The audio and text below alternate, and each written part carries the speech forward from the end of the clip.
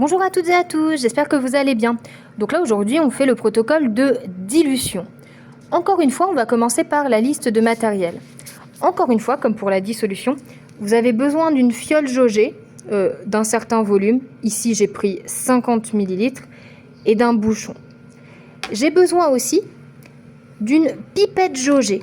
Pareil, la pipette jaugée, elle a un certain volume. Ici, j'ai choisi un volume de 10 ml. Donc, ne demandez pas simplement une pipette jaugée, demandez bien une pipette jaugée de un certain nombre de millilitres. Et souvent, ce résultat-là, on l'obtient par le calcul aussi. Donc voilà, une pipette jaugée de 10 ml qui va avec une propipette ou poire à pipeter. Là, comme c'est 10 ml, j'en ai une verte. Si c'était au-dessus de 10 ml, j'en prendrais une rouge. Mais ça, c'est pas à vous de le savoir. Hein. Juste là, je vous dis, elle est verte à cause de ça. Ensuite, vous avez besoin, encore une fois, d'une piscette d'eau, si elle n'est pas sur votre paillasse, sinon vous n'avez pas besoin de la demander. Et moi, je vous conseille de demander un bécher poubelle et un bécher. Je vous expliquerai pourquoi après. Et toujours, comme d'habitude, une pipette plastique. Ceci, c'est même pas normalement, ceci vous sera donné, c'est la solution mère. C'est la solution de départ, c'est celle que vous devez diluer. Donc, la première étape, je devrais même plutôt dire l'étape 0, c'est le rinçage. Et là, c'est plus qu'un bon réflexe. Il y a quelque chose que n'importe quel évaluateur va regarder, c'est est-ce que vous rincez bien la pipette jaugée. Ceci est l'instrument le plus précis que vous allez utiliser dans l'année. C'est ça qui garantit que votre dilution est bonne. Donc celui-là est à rincer absolument. Je vais finir par rincer lui. Et moi, je vous conseille, comme d'habitude, ce que vous allez utiliser. Hop, un petit coup de rinçage, tout ça, voilà. Désolée, je fais pas tout parce qu'en plus, comme je filme à une main, c'est compliqué. Vous voyez ça, vous mettez un petit peu d'eau, vous rincez, hop, vous jetez. Voilà. La pipette plastique, pareil, on n'hésite pas à mettre un petit peu d'eau dans le bécher. On pompe une ou deux fois, voilà, on rince. Vraiment, voilà, bon. Vous comprenez le principe, mais n'hésitez pas à le faire. Et par contre, ce que je vous oblige à faire, et n'importe qui, c'est le rinçage de la pipette jaugée. Alors, je dis je devrais plutôt dire les. Le premier rinçage, c'est un rinçage à l'eau distillée. Alors, est-ce que je vais y arriver à une main? Je ne suis pas sûre. Pardon, on entend les trucs. Alors, là, du coup, vous le faites au-dessus de votre évier.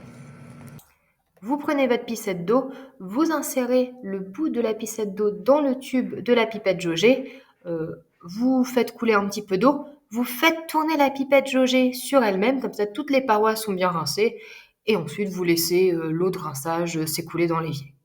Mais en réalité, le rinçage le plus important, c'est le deuxième rinçage. C'est celui que vous allez faire avec la solution mère. Donc pour ça, ce que vous faites, c'est que vous prenez votre pipette jaugée, je mets ça là, vous mettez votre pipette jaugée, votre propipette au bout, je sais pas si on voit bien, et là vous allez devoir en fait pomper un peu de solution. Et donc là pour pomper la solution, alors pour éviter le gâchis, n'en prenez pas trop, vous voyez, vous n'avez pas besoin de remplir la pipette. Moi je vous conseille de vous arrêter là, et ça suffit largement, c'est juste une solution de rinçage. Là vous la sortez du récipient, vous inclinez votre pipette et vous voyez là la solution que j'ai prise. En l'inclinant, elle va pouvoir nettoyer tout le tube. Voilà, vous la faites tourner un petit peu, comme ça nettoie bien tout le bac. Et ensuite, vous ne rejetez pas, attention, la solution de rinçage dans le bécher de départ de solution mère.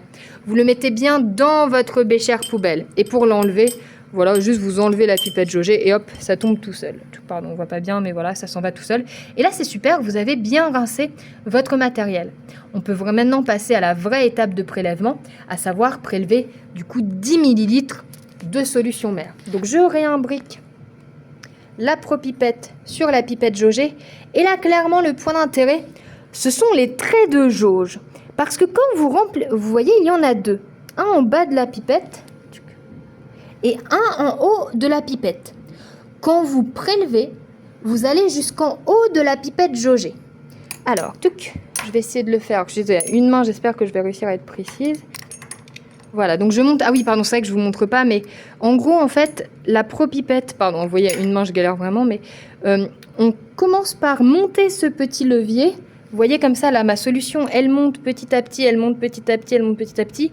Super. Et là, vous voyez la fin pour être bien précis, vous voyez là, je suis presque au trait de jauge. Hein. Faites-le avec la petite molette blanche. Alors, je vais essayer d'y arriver. Vous voyez là, j'ai fait exprès de dépasser le trait de jauge. Mais bien tombé ici, il n'y a aucun problème. Vous voyez, avec la molette, vous pouvez ajuster. Et là, vous avez le droit de redescendre. Donc, vous prenez bien le temps, voilà. Nickel. Et vous voyez là, c'est bien ajusté. Comme pour le trait de jauge, le ménisque touche le trait de jauge de la pipette, mais sans le traverser. Et donc maintenant, nous allons verser la solution mère prélevée dans la fiole jaugée. Et là, vous faites attention. Le piège qu'on voit 50 fois dans les ECE, c'est que vous dépassez le deuxième trait de jauge, celui du bas. Non, celui du bas, en fait, il est là pour les incertitudes. C'est-à-dire que si vous le dépassez, vous mettez plus de 10 ml. Là, vous ne serez pas du tout précis. Donc, vous mettez tranquillement dans la fiole jaugée.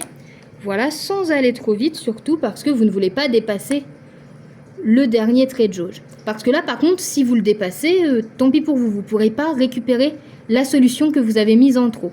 Donc voilà, on va doucement. Vous voyez là, pardon, je n'avais pas montré, mais au début, j'ai fait avec ça, vous voyez, pour aller vite. Et maintenant, je vais faire avec la petite molette, celle-ci, vous voyez, pour vraiment arriver jusqu'à mon trait de jauge.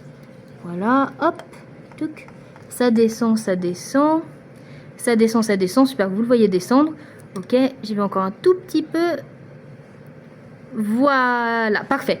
Et là, je m'arrête. Désolée, il n'y a encore pas le truc. Mais... Ah, si, c'est bon. Vous voyez, là, je suis juste au niveau du trait de jauge. Je l'enlève. Et ça, pareil, la fin, je ne le remets pas dans le bécher du début. Je le mets dans mon bécher poubelle. Touc. Voilà. J'en ai fini avec la pipette jaugée, le prélèvement. On passe à l'étape suivante. C'est-à-dire, comme pour la dissolution, vous remplissez la fiole jaugée à peu près aux 2/3. Donc encore une fois, les 2/3 c'est approximatif, hein, on s'en fiche, c'est juste vous la remplissez pas tout d'un coup. Touc, voilà. À peu près aux 2/3. Nickel. Hop, vous agitez pour homogénéiser. Voilà, juste rapidement. Là, il n'y a pas de dissolution à faire, donc vous le faites juste rapidement. Hop, et enfin, il suffira. On est encore dans une étape de précision. Mais d'ajuster le trait de jauge. Donc là, comme ce que je vous disais pour la dissolution, c'est exactement pareil. Vous remplissez relativement rapidement, voilà, vous voyez quand vous arrivez au col, ça va plus vite.